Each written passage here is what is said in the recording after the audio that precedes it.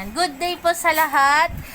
Kami po ay mag-update lang po tungkol po sa kalagayan ni Bronze. Pero una sa lahat po, ako po ay humihingi ng pasensya. Sorry po kasi po, kagabi po, sinabi ko po kagabi na hindi buntis si Bronze. Tapos sinabi ko rin po na ano po si Bronze, kung buntis siya, overdue. Yun po pala ay nagkamali po kami. Kasi po, bumase po ako sa panganganak ni Jackie. And ngayon po, nakita ko po doon sa record po ni Claire sa ni Iron na January 5 po sila na booster shot.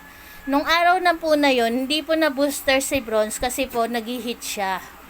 Ibig sabihin po pala, January 5, ngayon po, nag 2 months pa lang po si Bronze simula nung nag-hit siya nung March 5. Kaya po, posibilidad po na buntis po talaga si Bronze. At any moment po, ngayon o bukas, pwede na po siyang manganak. Kaya po hindi napagdesisyonan po namin ni Papa Fernan nila na hindi na po ipapabet si Bronze kasi po gawa nga po ng buntis siya.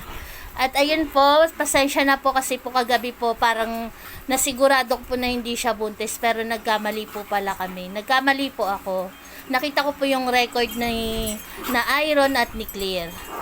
Ngayon po, ang tanging hiling lang po namin, sana po, matanggap niyo po yung magiging anak ni Bronze. Alam po namin na mahirap po na dumami sila, pero lalong-lalo na po sa part ni Papa Fernan nila, mahirap po talaga na marami sila kasi lalo na po sa pagpapawiwi, pagpapalabas sa kanila, maingay sila. Naglalaro lang po silang sa ganyan. Laro lang po nila yan. Copper. Tama na, Copper. Nagbibideo ako, Copper eh. Huwag na maingay ha. Maglaro ng tahimik. Grace. Grace.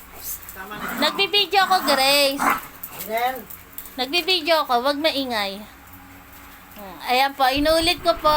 Alam po namin na mahirap mag-alaga ng maraming fur babies, lalo na po sa part po ni Papa Fernan nila na siya po yung naglalabas, pag magwiwiwi, pag mag-exercise po si Barako, si Papa Fernan po nila yung naglalabas sa kanila. At alam po namin na sobrang hirap po nun. Pero sana po sa magiging anak po ni Bronze, tanggapin nyo rin po sana yung magiging anak niya po, gaya po ng pagtanggap namin sa kanila. Kasi mahirap po na masaya. Yun lang po yung masasabi namin. Lalo na po sa katulad po namin ni Fernan na wala pong anak. Sila po yung nagpapasaya sa amin. Kaya sana po, yun lang po yung masasabi po namin. Sana po matanggap nyo rin po yung pagiging mama dog ulit ni Bronze. At sa magtatanong po kung sino po yung daddy dog, syempre po wala pong iba kundi si Daddy Milky pa rin. Kasi po si Barako po hindi naman nakaporma kay Bronze nung nag-hit po si Bronze. Saka ayaw din po ni Barako nung time na yon. Si Milky lang po yung nagbabantay kay Bronze nun. Kaya si Milky po yung daddy ng magiging anak ulit ni Bronze. Kaya ayan po, bago makapon si Milky, nakadalawa po siyang anak kay Bronze.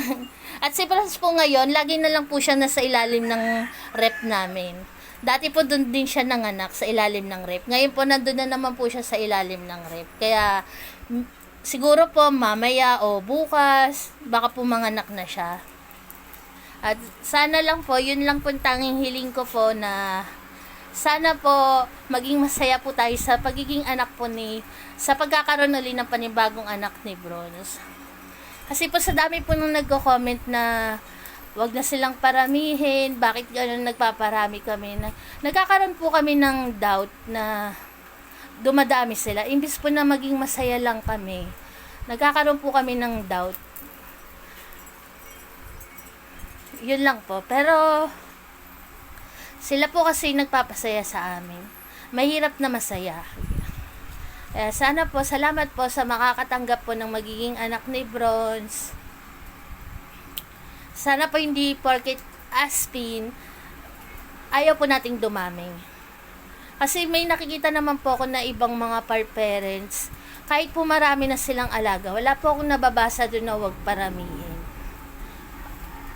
Sana po kahit aspin po, wala po sanang ganun na ayaw dumami. Nandun na po tayo sa mahirap alagaan. Pero sana po, hanggat maaari po, hanggat nakikita po natin na naaalagaan naman po sila ng ayos at hindi naman po sila napapabayaan. Sana po wala pong mambash sa amin. Ayun lang po. Salamat po sa makakaunawa. At pag nanganak po si Bronze, naunahan na naman po si Barako. Sa susunod po, talagang kay Barako na po yung magiging anak. Kasi si Milky po, napakapon na po namin. Si Clear, si Copper, kapon na rin po. Kaya kung sakali po na merong madagdag, kay Barako na po yun magiging anak. At pagkatapos po nun, hindi na po talaga kami magdadagdag. Kasi si Barako po, talaga pong sinabi po namin na gusto po namin magkaroon ng lahi si Barako. Yun nga lang po, lagi po siyang nauunahan ng kapatid niya. Nung una po, si Iron po nagkaroon ng anak na hindi naman si Barako yung tatay. Sa labas po, sa kapitbahay po namin. Tapos sinundan naman po ni Bronze, nagkaanak na naman po si Bronze, yun nga po kay Milky naman. Kaya yun po, si Barako wala pang lahi. Kaya sa susunod po, kung may magkakaanak, kay Barako po talaga yon. At pagkatapos po nun, end na po talaga. Siguro, masundan man po sa pinakamatagal na panahon na kapag ayaw din naman po namin kasi mawala yung lahi nila sa amin. Kumbaga, parang tao lang po, ayaw naming mawala yung lahi nila. Para po kung sakaling ano man pong mangyari sa kanila, meron at meron po silang alaalang may iwan sa amin. Saka yung lahi po nila na sa amin lang din. Ayun lang po. Salamat po ulit sa makakaunawa. Good day po sa lahat. God bless po. Pasensya na po talaga.